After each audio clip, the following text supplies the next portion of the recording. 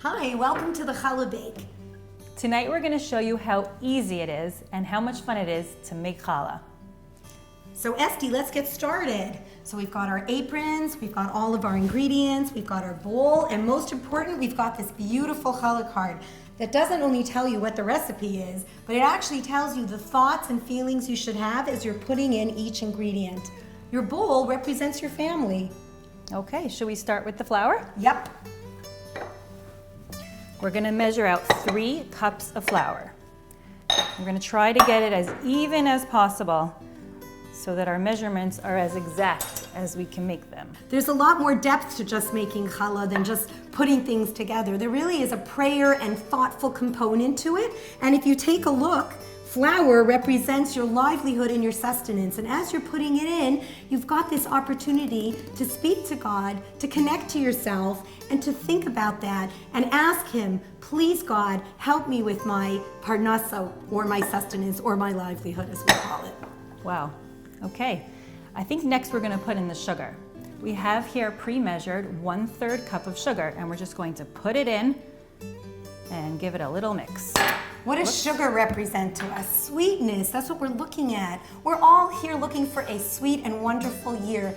We're looking for a life that's ma tov u'manayim. That's what we think about when we put the sugar in. Okay, ready for the yeast? We're going to put in 1 tablespoon of instant dry yeast. It really works well, and it's super simple because no proofing is required. And when we put yeast in, what do we think about? All the rising that has to happen, all the growth. And that's what life is all about. That's what we're looking for, growing and expanding, becoming the best that we can be. Okay, now we're going to put in the salt. We have 1 teaspoon of salt. Everybody measure out 1 teaspoon. That's it, but it's going to do its job to make wonderful challah. And I'm going to mix all those dry ingredients together. What's salt? Salt's got a little sting. Salt represents criticism. And when we're going to criticize someone, we got to think twice. And so we take our salt and we hide it among all the other ingredients. Try to keep it next to the sugar. Okay, now we're ready for the oil. We have here 1/3 cup of oil, and we're just going to simply pour it in. Oil represents blessing and abundance. And when you're pouring in that oil, you need to be thinking about yourself and all your family members. Think about their names. Think about the blessings that you'd like to see happen to each and every one of them. Okay, now we're going to pour in the egg. I've pre-checked this egg to make sure there's no blood spots in this egg at all. And we're going to pour it in. And what do eggs represent? Eggs represent fertility. Eggs have a certain shape. They're an oval. It's like cycle of life. Sometimes we're up and sometimes we're down. What are we looking for? God's guidance in all of those times. Estee, this is looking great. okay, so we're now ready for our warm water. We're going to pour it in, and then we're ready to get our hands dirty. Water is like one of our greatest symbols. If we really stop to think about it, most of the world and our bodies are 80% water. So what do we say water represents? Mayim chayim. What's the water of life? Torah itself. And I always feel badly because I think people make mistakes when we think about the definition of Torah. Torah is the instructions to living. And so when we put in that water, that's what we're really asking God. Give us guidance, give us that understanding to life. And where are we going to find it? From our blessed Torah. It's really something. That's amazing. Yeah. So now I see like Estee's getting very busy kneading. And what are we doing when we're kneading? We're putting all the different personalities and all the different ingredients that our families are made of. And we're putting it together into one beautiful, united, soft, warm, delicious challah. That's what it's about. And the dough is just coming together.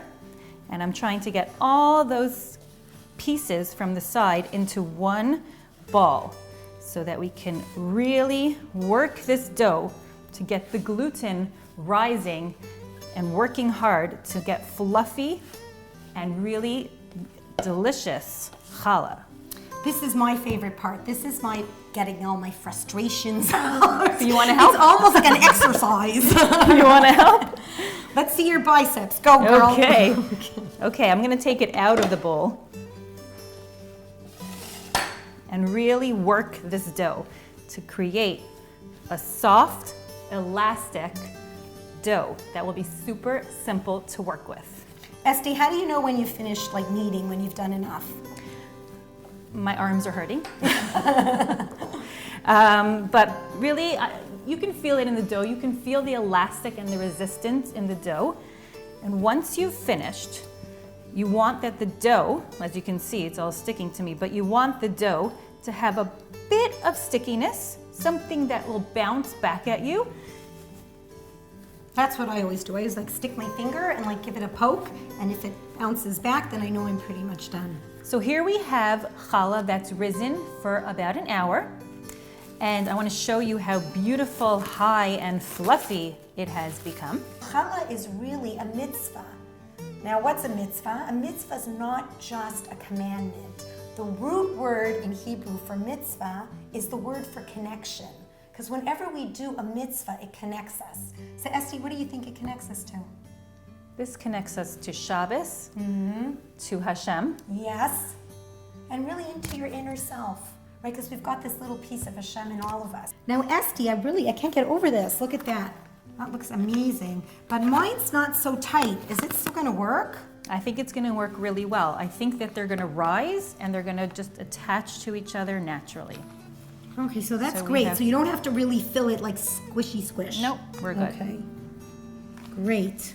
Okay, another trick that I have is I egg the challah right after it's been shaped because I don't want to wait around for an hour. So I'm just gonna take an egg that's been cracked. I added a little bit of water and I mixed it up and I just give the challah a light brush before I bake it. And I put it into a preheated oven at 375 for about half hour. That's all it needs. Estee, you want to hear my secret? After I've done that, I get sugar, and I really try my best to get vanilla sugar and sprinkle it right on top. You like sweet challah. I do. Not only that, the smell is terrific. You can for sure sell your house after you've done that. For sure. But Estee, this is a really fun night. I want to do something really crazy with our challah that I've heard people do, and that is that they put chocolate chips. And look at this. This looks like a bag of the best stuff ever. What are these called? Oh, black bag chocolate chips. They look great. So how would you stick your chocolate chips in now?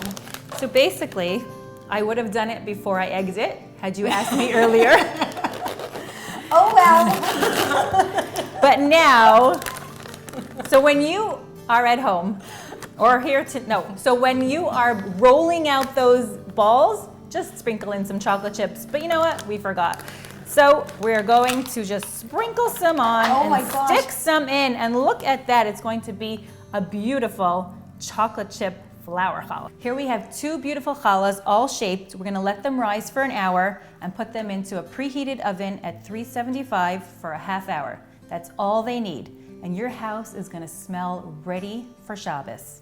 So amazing, Estee, because I've always been baking them at 350 for an hour, so I guess 375 cuts down that time. And they just look so special. I can hardly wait to eat this on Shabbos. That looks great. But I don't think this should be the end of the story, right? Because we have this thing called the Challah Baking Club. I'm in charge of the people up north, and Estee's in charge of the people down south. So what's the Challah Baking Club all about? Challah Baking Club is just a great way to get together and do something meaningful with friends and family and make challah. Learn tips and tricks about how to make fantastic challah that your family will love. So it's all on this card. So what do we have to say? Happy challah baking! Have a great time. Good night.